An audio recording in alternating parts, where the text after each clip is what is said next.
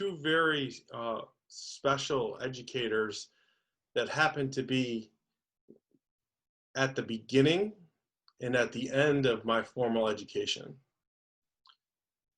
Miss Wise was my first grade teacher. She's an African-American woman, and I had to switch schools after being in kindergarten twice in one school that had been shut down.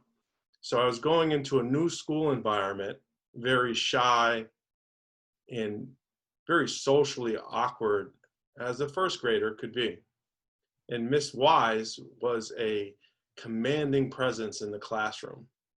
And she dressed as fancy as someone who was going out to a nightclub, but used the tender words of a grandmother. But what impacted me the most was her demands on all of us, or as if she was a member of our family, not just to do well in coursework or to learn our ABCs or to learn arithmetic, but to treat each other with love and kindness. And that her classroom, our world for 7.5 hours a day, was to be treated just like church. And she impressed that upon all of us every day, all day long.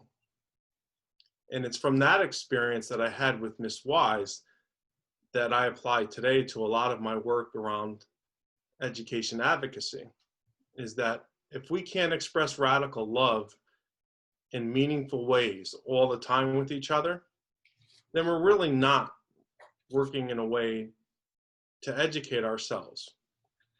And what was really impressive for me to reflect on that particular question was of how I still can remember her.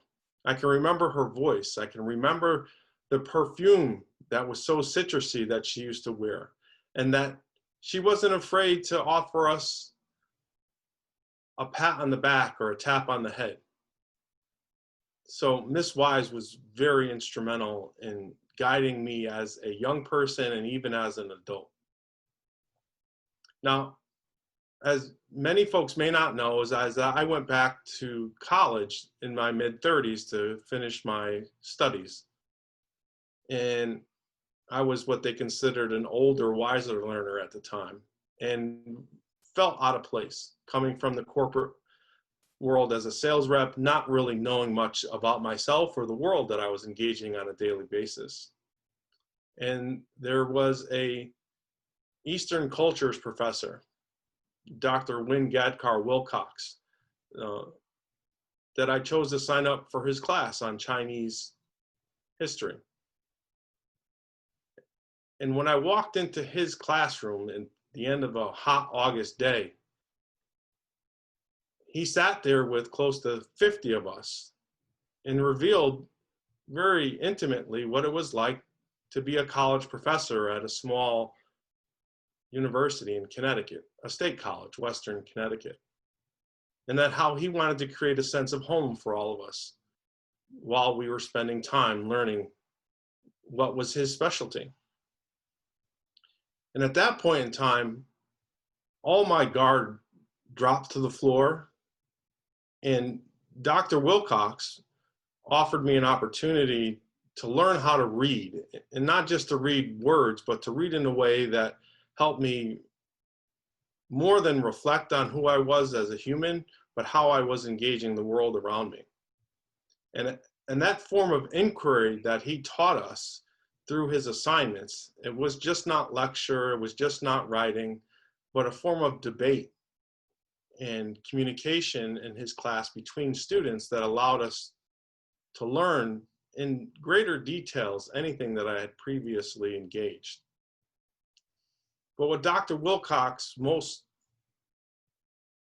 importantly impressed upon me was the ability to continue to reflect upon what it is that I was learning and continuing to apply it to not just my academic career, but my life and how I operated with family, friends, and work.